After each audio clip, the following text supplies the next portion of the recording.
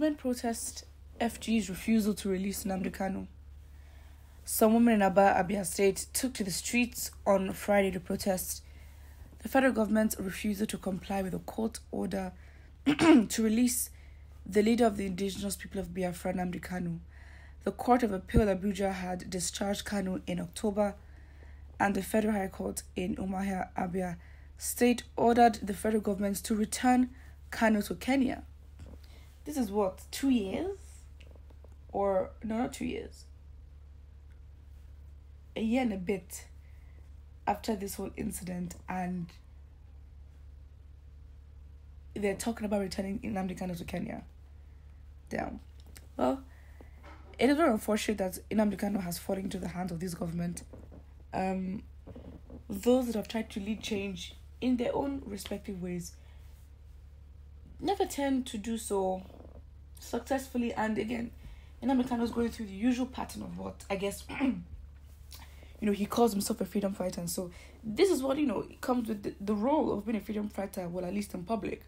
Because, you have been released. The whole process of getting you released was so long.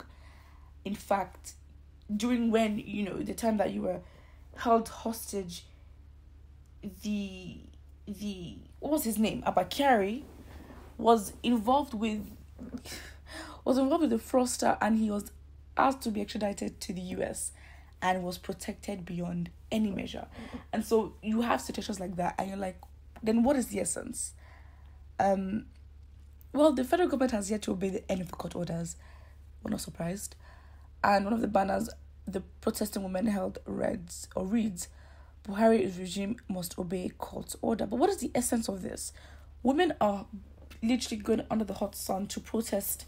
Again, it's not about showing your voice and shouting. It's literally about infiltrating the thing, because really, it's not the first time you've had people protest and they've ended up dead. So really, we can't be doing the same thing and thinking us being loud would change any result. If anything, we have to move, even as a collective, and for us to have power, we actually have to move. If we're going to be in public, literally, be unafraid of what the consequences would be. Here, for example, like that. And make such a move where it's actually threatening to the government. This does nothing. It doesn't. And it's very much counterproductive. It doesn't do anything much. And it's very sad. Well, may God Almighty continue to protect our mothers. Someone has said, all I know is that Biafra will come and it is very near. Yeah, but I feel like our mother should not be going through this stress because it's not worth it. Only a full forces loyalty.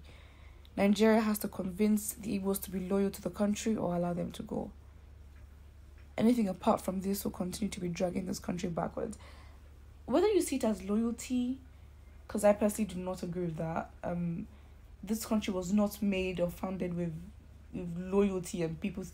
Again, if it was a thing where we decided to be together, it's fine, but we didn't decide to be together. We found that we were together through, a bigger force at the time called, the British colonizers. And then as a way out, we decided, let's remain like this, which you can say is a form of agreement. But again, the right to have stayed, again, we're not there doing the negotiations.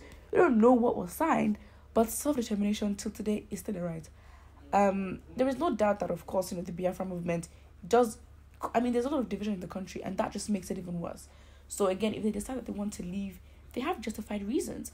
But I believe that the question really is, if the country should have been better, or the country, was in literally a better place, better economy, just better standard of living, would the Biafra movement exist? Because I feel like that is what the movement is really dependent on.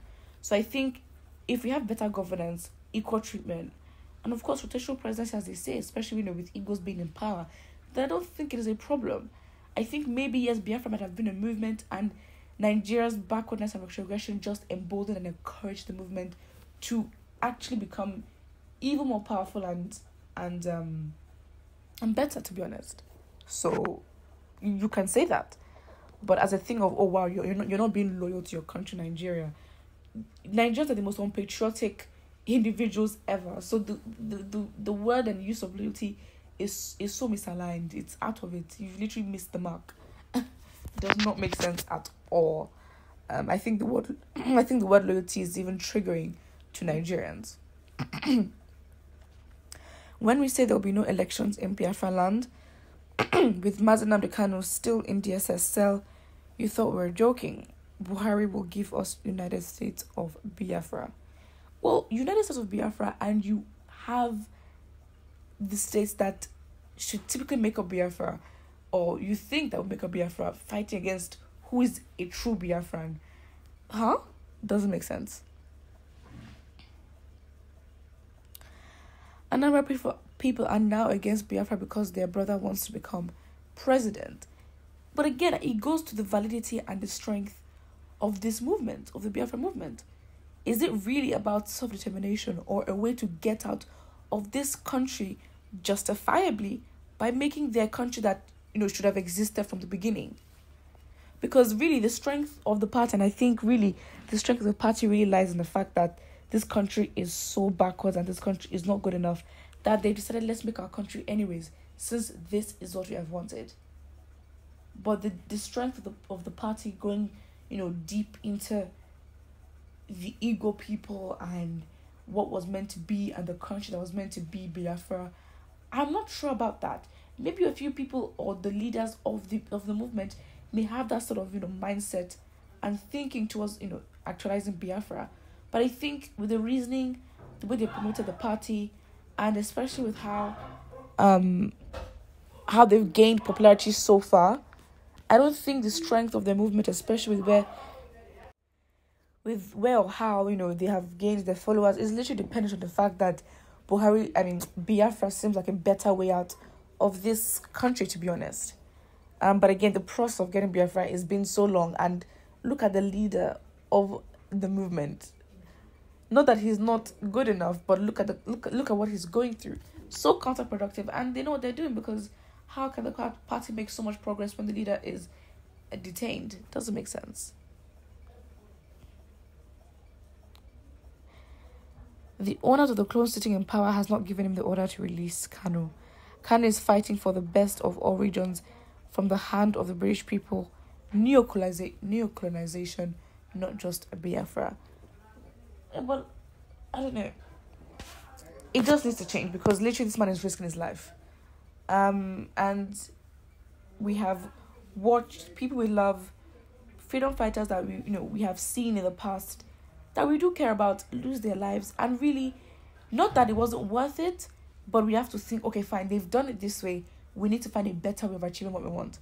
Because going public, having a movement and being so loud and out there will cost you in the hands of the government.